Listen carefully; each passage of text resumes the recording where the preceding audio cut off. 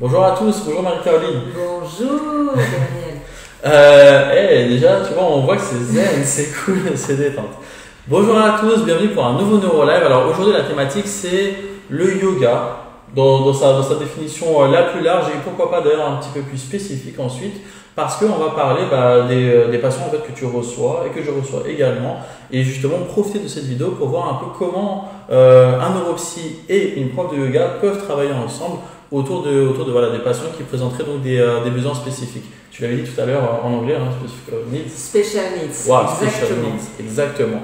Alors, bon, vu que du coup c'est la première fois en fait que finalement, entre guillemets, sur le NeuroLive, en tout cas, on te voit, donc tu vas prendre le temps de te présenter. Et puis, bon, du coup, après, moi, je me présenterai par rapport à toutes ces familles qui te suivent. Voilà.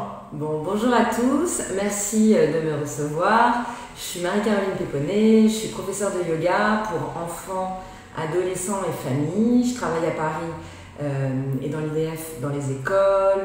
Je travaille aussi dans des studios de yoga, des clubs et avec des cours particuliers pour faire du sur-mesure. Ce qui est important, c'est que, voilà, on en parlera après en détail, tu vas te présenter. Je travaille surtout aussi depuis quelques années avec beaucoup d'enfants avec des special needs.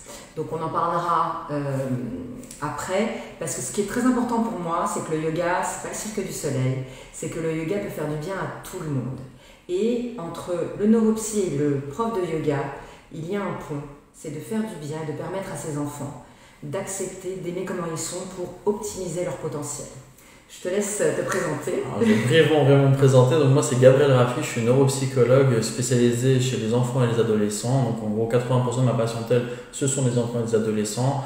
La plupart du temps qui vont présenter soit des troubles des apprentissages, un TDAH, un profil à haut potentiel. Et en gros, mon travail, c'est de faire les évaluations, donc les bilans neuropsychologiques, et ensuite derrière, réorienter vers le professionnel concerné pour pouvoir après ensuite gérer la prise en charge adaptée afin de pouvoir avoir des améliorations chez les enfants. Comme tu disais, Marie-Caroline, donc effectivement, donc il y a un pont entre nos professions, et on va voir à travers cette vidéo à quel point finalement le yoga peut agir de façon ciblée sur différentes plaintes du patient, ce qui pose problème chez le patient, et donc à quel point en fait ça peut aider, même ne serait-ce que par exemple moi à travers ma prise en charge, faire en sorte que le patient qui vient après ensuite chez moi soit plus en forme, peut-être dans un meilleur mood. Donc voilà, on va profiter de cette vidéo pour parler de tout ça. Je pense que ce qui serait super important, c'est alors déjà de commencer en fait par dire un petit peu c'est quoi le yoga, parce que on entend de tout, d'accord, sur le yoga. Là surtout ces derniers temps, on a beaucoup vu sur les réseaux sociaux. Donc déjà en fait, par exemple pour les familles qui ne savent pas forcément ce que c'est que le yoga, ou par exemple pour les professionnels qui ne savent pas forcément ce que c'est que le yoga, c'est quoi le yoga? Alors le yoga, c'est une discipline ancestrale qui vient, donc la source est en Inde, il y a 5000 ans. C'est, pour être clair, c'est un outil, une discipline qui comporte différentes techniques de méditation, respiration, le pranayama et les postures pour permettre à l'humain de se libérer de sa souffrance psychologique ou physique et d'évacuer un stress ou de mieux vivre. En fait, le yoga, au-delà des bénéfices physiques, psychologiques, il y a un mieux-être général. C'est pour ça qu'en ce moment, avec le confinement surtout, il y a eu énormément d'anxiété et les personnes ont vraiment besoin d'évacuer cette souffrance psychologique. Et grâce au yoga, alors la méditation, ça fait partie du yoga. C'est pas la méditation d'un côté, le yoga de l'autre. Parce que j'entends souvent, je fais de la méditation mais je fais pas du yoga. Non, c'est la même chose, la même source. Puisque le yoga, en fait, sa racine en sanskrit, c'est yuj. Ça veut dire connexion. Et qu'est-ce qu'on connecte en yoga? On connecte le corps et l'esprit. Et c'est pour ça que ces enfants avec des special needs, moi j'ai été formée aux États-Unis par des profs américains qui appellent ça, qui ne traitent pas les enfants par leurs troubles, mais qui appellent ça des enfants énergétiques. Et c'est très important pour moi. Et en fait, on a envie, avec Gabriel aussi, d'éveiller les consciences, parce qu'il y a beaucoup d'enfants pour lesquels le système scolaire n'est pas adapté, ou la prise en charge n'est pas adaptée, ou qui ne sont pas diagnostiqués. Et c'est très important pour moi, en fait, dans mon travail, je suis très impliquée avec mes élèves qui ont pour moi tous un potentiel immense. Mais comment les aider? Déjà, découvrir quel est le diagnostic pour pouvoir aussi les accompagner et leur permettre de retrouver l'estime d'eux et d'accepter leur corps, leur esprit et comment ils sont pour pouvoir optimiser leur potentiel et surtout ne pas se sentir différent, isolé ou dans les classes, ah voilà, votre enfant a un problème, etc. Non, en fait, il ne faut pas traiter comme ça les enfants, il ne faut pas les qualifier par justement le trouble, mais... Surtout que la plupart du temps, en fait, on se met à la place des enfants et des ados, par exemple, ils en ont marre, justement, déjà de leur trouble, et surtout pas, en fait, être différenciés des autres parce qu'ils présentent justement ce trouble. Complètement. Et souvent, c'est des enfants qui sont hypersensibles, énormément dans le mental, et donc c'est ce que je te disais tout à l'heure, moi quand j'ai un de mes élèves qui est autiste, qui me dit à l'âge de 25 ans, ah mais c'est la première fois, au bout de la deuxième séance, c'est la première fois qu'enfin j'arrête de penser, ça se calme à l'intérieur de moi. Et ben j'étais là, mais c'est merveilleux, c'est une grande victoire pour moi. Et d'autres élèves qui sont pour moi justement à haut potentiel, où ça tourne en fait, et ils sont submergés par les angoisses. Et en fait le yoga, ça leur permet de ramener leur conscience corporelle et d'évacuer cette angoisse en se concentrant sur autre chose, sur leur respiration, avec un scan corporel aussi, sur la méditation, sur ce qui se passe ici et maintenant, et pas dans cette projection, ce cheval fou qui est tout le temps en train de programmer, de projeter ce qui se passera ou ce qui se passera pas. Et donc ce qui est très important, c'est le yoga, ça se substitue, et on en parlait tout à l'heure, ça ne se substitue à aucune activité. C'est pas mon enfant fait ça à la place de ça, non. Et au niveau de la prise en charge pour cette typologie d'enfants spécial needs, ce qui est très important, c'est que le yoga, c'est comme de l'art-thérapie, c'est une thérapie cognitive qui arrive en complément pour aider ces enfants à mieux vivre, à se sentir... Parce que notre but sur Terre, c'est de se sentir bien et d'être heureux. Hein. Je pense que c'est notre état naturel et c'est ce qu'on souhaite à tout le monde. Mais souvent, et c'est pour ça que le yoga a été créé, c'est que notre premier blocage, c'est dans notre tête. C'est qu'en fait, les Indiens, quand ils ont créé le yoga, il y a des milliers d'années, ils étaient dans les montagnes, et ils ont dit, mais la nature, les animaux, ils vivent en harmonie. Mais nous, qu'est-ce qui nous bloque? C'est qu'on est beaucoup dans notre tête. Notre mental, il tourne comme un cheval fou. Et le yoga, avec cette connexion corps-esprit, donc c'est une thérapie holistique en fait, c'est quand même, ça permet de revenir sur soi, sur le moment présent, et d'enlever toutes les écorces et de se calmer. Et donc au niveau du stress, de l'anxiété, c'est vrai que tous les élèves qui sont très anxieux, surtout pendant le confinement et post-confinement, où on est obligé de vivre le moment présent, parce que chaque jour, il peut se passer des nouvelles choses, on ne sait pas trop. Donc c'est très important, ça permet de s'apaiser et de mieux vivre. Mais avant de mieux vivre, il faut diagnostiquer. Et c'est pour ça qu'avec Gabrielle, on essaye de faire un travail pour éveiller les consciences et de permettre aussi aux familles de vivre ça avec sérénité pour accompagner leur enfant. Votre enfant n'est pas différent. Votre enfant, pour moi, tous les enfants, il y a du génie dans chaque enfant. Et c'est juste qu'en le comprenant mieux, en comprenant ce qui peut l'aider, lui va être très épanoui, il va se sentir mieux et tout le reste va aller dans ce sens, quoi. Bon, du coup, merci pour cette explication-là. Pour le coup, tu as donné plein d'informations qui, je l'espère, vont non seulement en fait, rassurer les familles, et puis du coup, ça va les intéresser davantage par rapport au yoga. Il y a deux points que du coup là déjà je voudrais évoquer. Donc de yoga, donc c'est une discipline qui est encadrée. Donc ce n'est pas si on se lève le matin et qu'on fait un peu d'étirement, c'est pas du yoga. Non, en fait la première c'est le premier point du yoga, c'est la respiration. Alors c'est pas ce qu'on voit sur les photos sur Instagram, mais de prendre conscience de sa respiration. Ça permet de revenir à la conscience de soi, à la conscience du corps. Et ça permet aussi de calmer l'anxiété.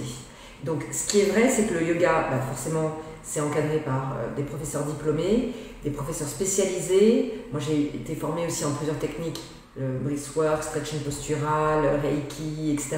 Mais qui surtout, et j'ai fait beaucoup de formations sur les addictions comportementales, parce que j'avais certains élèves, mais ce que je veux dire, c'est que ça doit être fait que vous soyez à Paris, en France, etc., d'aller avec des professeurs spécialisés, encadrés, diplômés. Parce que c'est comme pour tout. Si on veut en tout cas bénéficier des bienfaits du yoga, il faut que ça soit encadré, il faut qu'on soit coaché par quelqu'un qui sache réellement quelles sont les méthodes et qu'est-ce qu'en fait ce qu'on peut atteindre finalement si on fait les choses bien. Ce que tu me disais toi-même, donc le yoga en gros la traduction c'est finalement la connexion entre le corps et l'esprit. Donc pour arriver jusque là, il faut quand même que ce soit un minimum encadré pour qu'on puisse réellement bénéficier et que ce temps où donc on fait du yoga soit vraiment optimisé et efficace pour après ensuite obtenir des résultats. Et c'est prouvé au niveau de la neuroscience, c'est-à-dire que si vous méditez tous les matins 20 minutes, au bout de 8 semaines, votre cerveau, il va y avoir un changement en fait. Donc c'est vraiment, en fait, au plus au niveau de médical, c'est vrai que c'est un accompagnement qui est de plus en plus reconnu. Oui, d'ailleurs, en fait, alors ça c'est comme tout, hein, finalement. Alors, on n'a pas besoin d'avoir un problème pour faire du yoga. Complètement. Voilà. Complètement. Ça peut faire aussi, ça peut faire partie de l'hygiène de vie d'une personne. C'est un lifestyle avant tout en fait. Parce qu'en fait, ce qui est important, c'est que la santé, elle commence à l'intérieur de soi. Ouais. L'estime de soi, bien parler de soi, c'est pas de photographier des avocats toast sur Instagram et de faire des handstands ou des acrobaties. Bon, c'est la pratique, mais ce qui est important, c'est que le yoga, c'est d'essayer de le vivre à l'intérieur. Alors après, on est des humains, hein. On a le droit d'avoir des... Mais ça nous permet de mieux canaliser et gérer les émotions. Et donc, je pense que tous les humains, même les saints, même les moines dans les temples, tout le monde a besoin du yoga, quoi. Donc ça déjà, ça c'est une chose. Selon moi, hein. Donc alors, yoga, c'est une solution parmi finalement tant d'autres. Bien sûr. Il existe plein de solutions. Effectivement, le yoga ne va pas venir remplacer une prise en charge, ne va pas venir substituer se substituer à une autre prise en charge. Mais du coup, le yoga, c'est une solution parmi tant d'autres. Le tout, c'est de voir finalement en fait qu'est-ce qui nous parle. Là où on va être le plus réceptif par rapport à cette forme de thérapie qui va nous faire du bien. Tu le disais toi-même, hein, c'est que normalement donc, on est là pour être épanoui, pour être heureux. Donc s'il y a quelque chose qui nous parle davantage, tant qu'à faire, autant investir par exemple dans cette tâche-là. Ce qui est important, c'est qu'après, je pense que pour tout le monde, il y a des chemins spécifiques parce qu'on est tous différents, notre corps, notre esprit, notre famille a une histoire différente. Donc je pense que dans toutes les pratiques et les thérapies, je vais vous dire, c'est comme pour les régimes. Il n'y a pas le régime miracle, enfin moi je ne crois pas au régime, mais il y a surtout un équilibre alimentaire, mais il y a la bonne chose pour chaque personne. Et ce qui est important, c'est d'aller aussi, de voir si votre enfant est réceptif, de voir aussi par rapport à son évolution. Ce qui est très important pour moi, c'est que le yoga, après, ça permet aux enfants d'avoir une certaine autonomie avec, pour eux-mêmes. Des enfants qui ont cette ressource-là jeunes, ça leur permet d'être des adultes qui savent aussi, quand ils ont un gros stress, comment canaliser ça, et ça évite beaucoup de burn-out. Donc c'est pour ça, plus on commence, et pour moi les bonnes habitudes, elles commencent jeunes, et c'est vrai que c'est un outil qui peut accompagner, et puis vous avez un nez, vous savez respirer, vous savez faire du yoga, parce que la posture doit respecter l'histoire de chaque corps, quoi. Parce que tout le monde ne peut pas faire le grand écart, et c'est pas le but du yoga. Je veux dire, Voldemort, du coup, il est mal barré pour faire du yoga, mais lui, c'est compliqué. Autre chose que du coup, tu as évoqué, c'est alors justement le fait que l'enfant, tu le vois pas à travers son trouble, mais finalement, en fait, tu le vois à travers les compétences qu'il va avoir, et que tu vas essayer justement d'optimiser tout ça, parce que l'enfant va réussir davantage à mieux entre guillemets, canaliser, on va dire en tout cas contrôler ses émotions, son corps. Ça, c'est super important. Pourquoi ?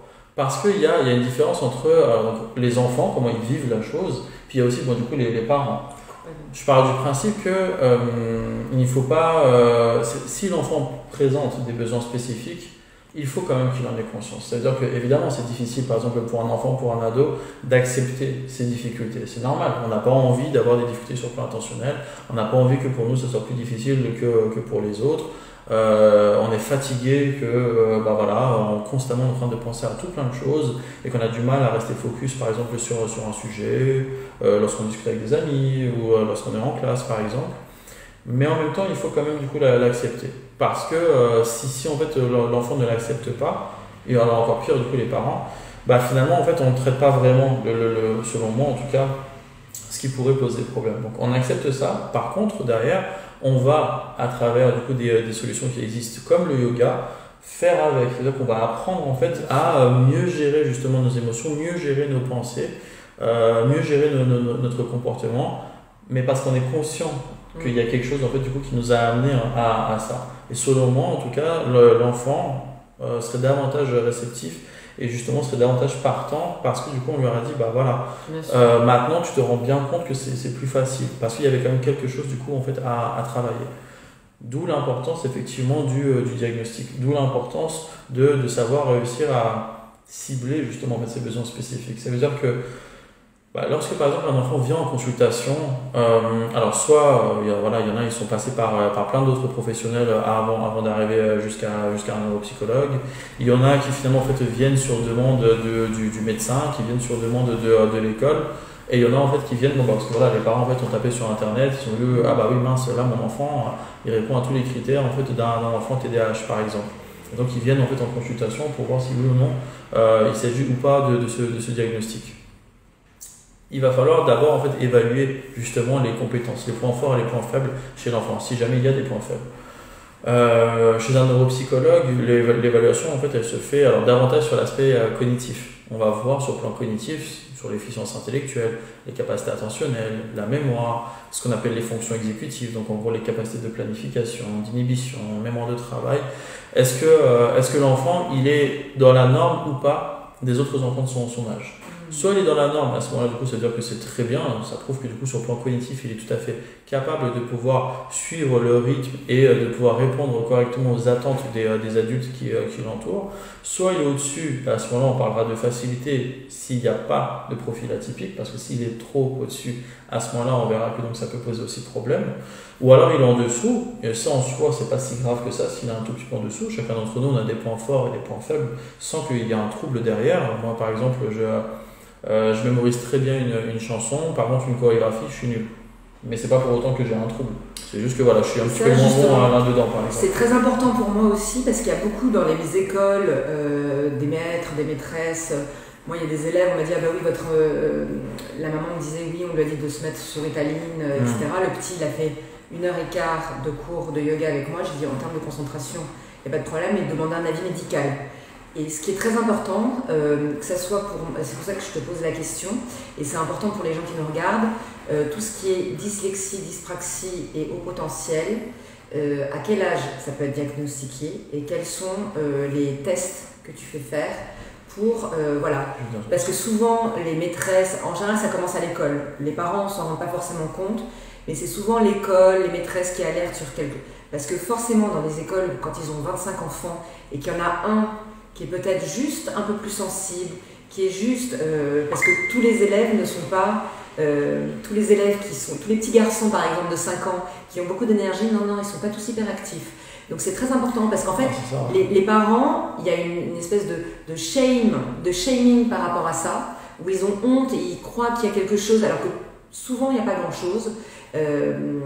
Et c'est très important, si jamais il y a un doute, à partir de quel âge peuvent-ils être diagnostiqués?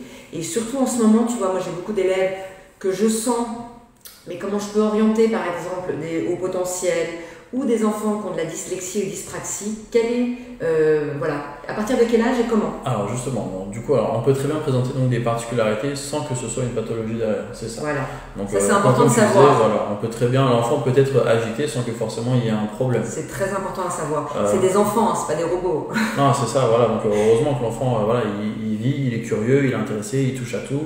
Ça c'est très bien, en fait, ça fait partie du coup de ce que c'est qu'un enfant qui grandit avec un développement typique.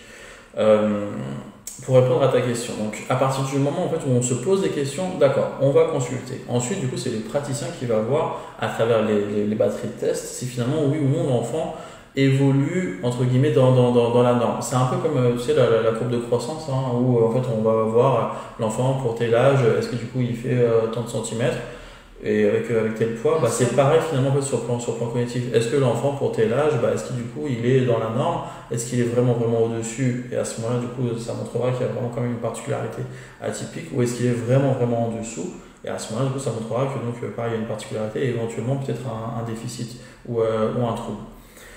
Pour le haut potentiel. Le haut potentiel, alors ça arrive très très souvent que du coup les enfants qui viennent par exemple en consultation présentent des signes cliniques de haut potentiel. C'est quoi les signes cliniques?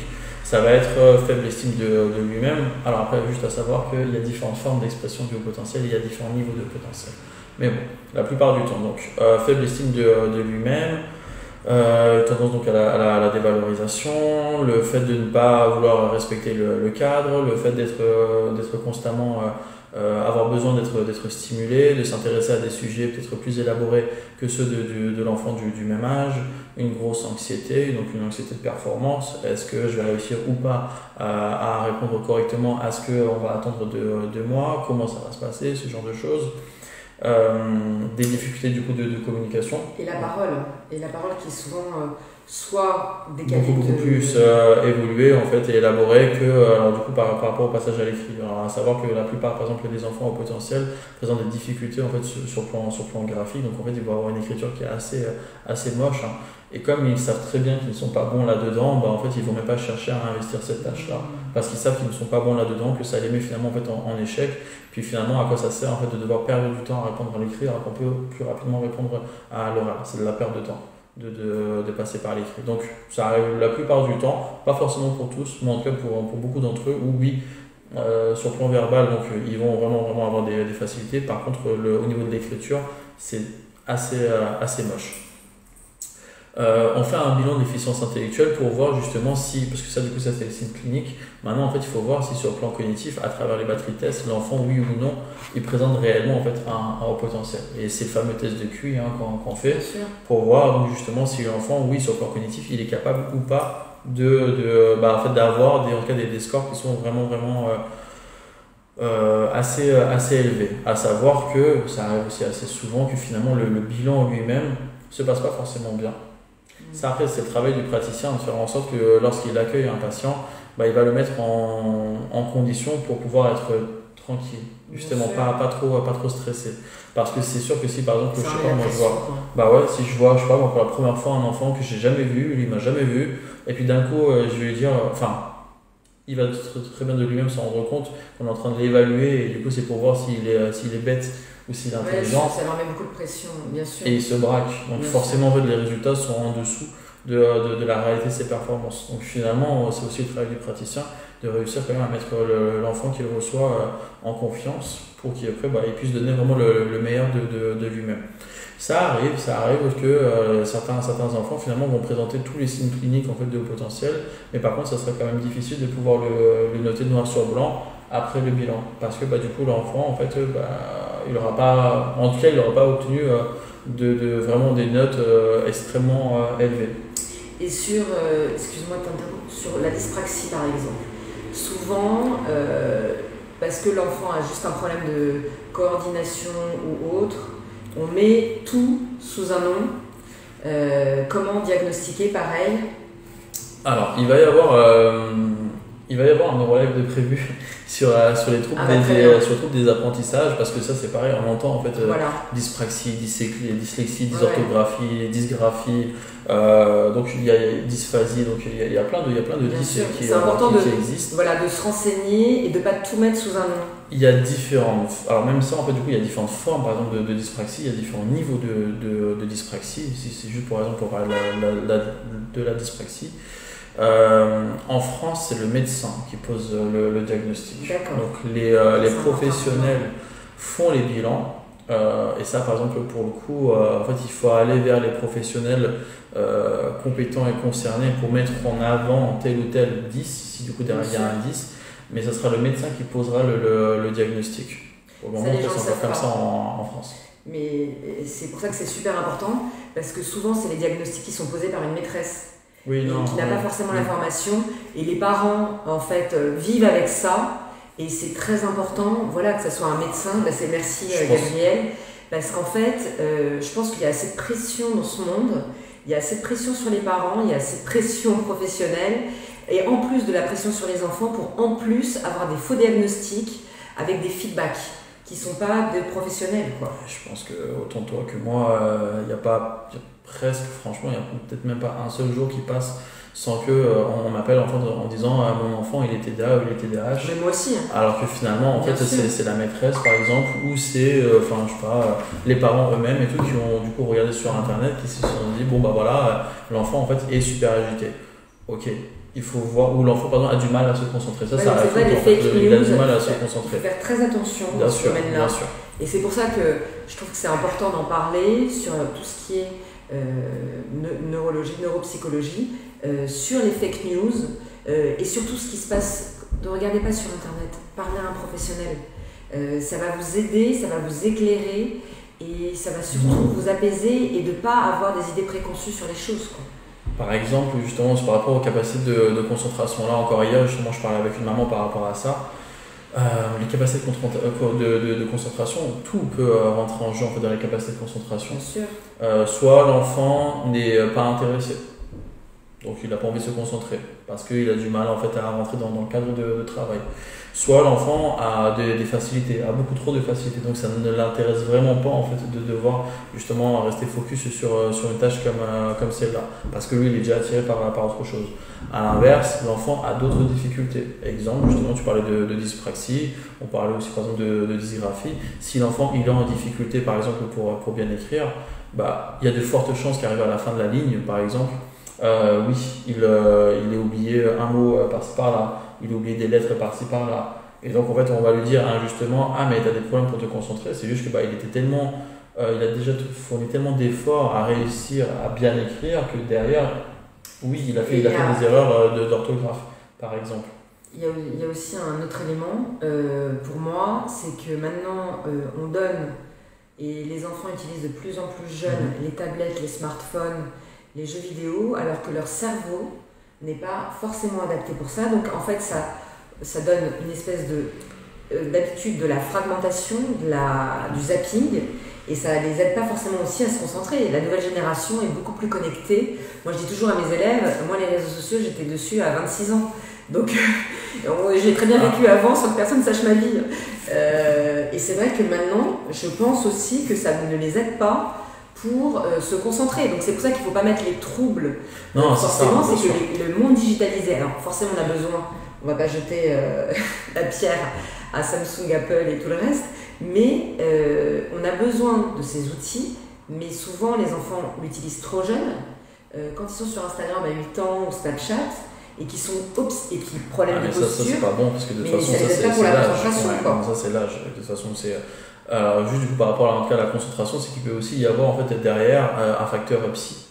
Parce que bah, tout simplement, je sais pas, demander en fait à quelqu'un qui est en train de traverser malheureusement une dépression, s'il arrive ou pas à bien se concentrer ou s'il arrive ou pas à bien mémoriser toutes les choses de la journée. Il n'arrivera pas, mais c'est pas parce qu'il a un trouble amnésique ou parce qu'il a un trouble attentionnel, c'est simplement que bah oui, il est en train de traverser une dépression, donc de toute façon il ne pourra pas solliciter tous les besoins nécessaires sur le plan cognitif pour pouvoir réussir à se concentrer.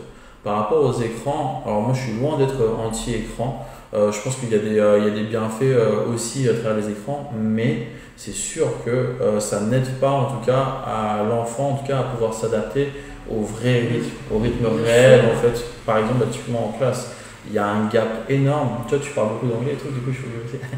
Il y a un gap énorme entre finalement le rythme auquel voilà, ils sont confrontés à travers les écrans. Les jeux, c'est speed, il faut y aller, il faut réfléchir super vite, il faut trouver en place des stratégies, les réseaux sociaux. Alors pareil, du coup, Insta, c'est rapide, hein, on regarde toutes les photos, on like pas, mais bon bref, c'est assez speed. Et finalement, le rythme auquel ils sont confrontés en classe, c'est beaucoup plus tranquille. Et là, finalement, en fait, les enfants, leur cerveau n'est pas assez entraîné pour pouvoir suivre justement ce rythme qui est beaucoup plus lent en classe. Oui, mais surtout devant les écrans, en fait, ces enfants justement spécial needs, devant un écran, ils ne respirent pas. Et souvent, ça accentue leur anxiété, surtout quand ils ont une faible estime d'eux. Par exemple, moi je pense que j'ai beaucoup d'élèves ados qui se comparent sur les réseaux sociaux, sur Insta, les images, etc. Et ben ces élèves, typiquement, ça les aide pas à s'ancrer en eux, parce qu'ils sont, vous savez, c'est comparaison is the chief of joy. Si vous voulez être malheureux, comparez-vous. Ce qui est important, c'est que c'est comme en yoga, on essaie de devenir la meilleure version de soi-même pour soi-même. On essaie de ne pas vivre en fonction du regard des autres. Et c'est vrai que les écrans, pour des enfants qui sont hypersensibles, en tout cas un abus d'écran. Non, bien sûr. Parce que, un abus d'écran parce qu'on en a besoin, on est dans un monde digital. Et puis même, moi j'ai étudié les jeux vidéo pour des élèves qui sont addicts aux jeux vidéo. C'est souvent des élèves qui sont très brillants. C'est très compliqué, Fortnite, etc. Mais tout est fait pour qu'on soit addict, mais c'est très compliqué. En fait, souvent des élèves qui sont... Mais c'est vrai que tout est avec modération et que c'est pas... Voilà, les tout, quoi. parents, en tout cas, souvent en fait, je leur dis, il faut juste pas que ça devienne un refuge. C'est-à-dire que il y a l'écran certes, et puis en même temps, il faut comprendre que il y a certains enfants. Justement, ils s'ennuient par exemple en classe, ils n'ont pas forcément des facilités à se faire des amis à l'école, et ça leur fait du bien en fait de pouvoir se dire là peut-être je sais pas 45 minutes, 1 heure, alors j'aime pas trop lorsque c'est tous les jours, mais on va dire je sais pas 1 jour sur 2 par exemple. En fait je me sens valorisé, je me sens bon à travers un jeu, j'arrive à du coup échanger avec l'accord des parents évidemment, avec d'autres personnes justement via le jeu. Je sais que je suis performant, donc ça me valorise. Donc ça a aussi en fait du positif. Par contre, évidemment, en fait, du coup, ça devient vraiment problématique lorsque du coup il reste plus que ça. Exactement. Si l'écran devient le centre et que votre enfant ne fait plus aucune activité, ne s'intéresse plus à rien, etc. Et en plus, moi j'ai vu pas mal de problèmes parce que le yoga, c'est vrai que ça aide et ça prévient aussi les problèmes posturaux. Donc j'ai beaucoup d'élèves qui ont mal au cou, mal au cervical, les épaules refermées, tendinite de l'avant-bras, problèmes de mobilité digitale, etc. Et c'est vrai que la posture doit être aussi gérée parce que trop d'écran, et là en plus avec le confinement, tous les zooms que les élèves ont eu, les parents qui étaient en télétravail, c'est vrai qu'au niveau de la posture, c'est un peu... Justement, en tout cas, alors, du coup, moi ce que je retiens, c'est que donc, le yoga permet aussi de pouvoir donc, agir de façon ciblée sur une plainte du patient. Donc, peu importe finalement en fait, le profil du patient. D'ailleurs, en fait, il n'y a pas forcément comment dire, on n'est pas obligé d'être malade, on n'est pas obligé de présenter un trouble pour aller en fait finalement faire du yoga. Mais bon, puisque là du coup voilà, on parle d'une population à besoin spécifique. Le yoga permet de pouvoir donc agir de façon ciblée sur une chose en tout cas. Et du coup, en débloquant ça, finalement, en fait, ça peut avoir donc un impact positif sur le reste. Et c'est vrai que aussi, il y a certains parents, tu vois, qui viennent me voir et qui me disent, je suis passé par ça comme thérapie. Ça a fait du bien. Bien sûr. Et finalement, ne serait-ce que ça, c'est non négligeable quand même. C'est vraiment pas en fait quelque chose à prendre à la légère, parce que alors que derrière l'enfant, il est ou pas les aménagements nécessaires, par exemple en classe, qui bénéficie ou pas des prises en charge nécessaires pour vraiment l'aider à pouvoir améliorer ses capacités sur le plan cognitif ou psychologique. Si à côté de ça, en tout cas, il existe une solution qui lui permet d'aller mieux, que ce soit un temps ou, je l'espère, en tout cas idéalement sur du long terme, c'est génial. Bien sûr. Ça pour le coup, c'est peu importe finalement. Tu sais, il y a un proverbe qui dit « Surround yourself with people who have the same mission as you ». On mettra la traduction.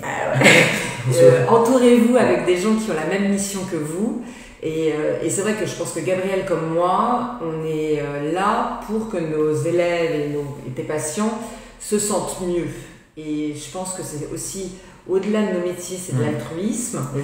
C'est vrai que moi, j'ai besoin de sentir une amélioration, etc. Et en tout cas que les outils, ou après la séance, qui se sentent, et qu'on soit utile et que ça soit utile. Donc c'est pour ça que c'est très important aussi d'en parler, d'éveiller les consciences, de vous informer. Justement, merci Anatomique, Loris et Albin de nous recevoir chez Anatomique Paris, place du marché Saint-Honoré, un merveilleux cabinet d'ostéo avec plein de praticiens dans le bien-être, où j'ai la chance aussi de venir. Et donc merci de nous recevoir pour ces belles ondes. Merci à vous de nous écouter et d'avoir eu, donc je mettrai